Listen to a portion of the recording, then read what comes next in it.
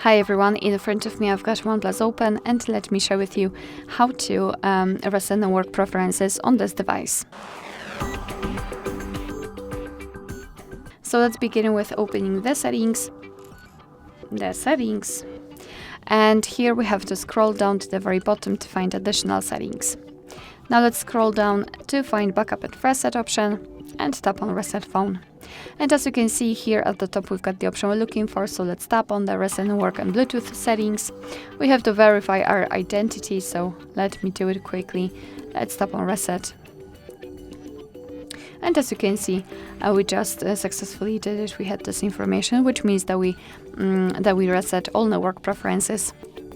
Alright, so that will be all. Thank you so much for watching. I hope that this video was helpful, and if it was, please hit the subscribe button and leave the thumbs up.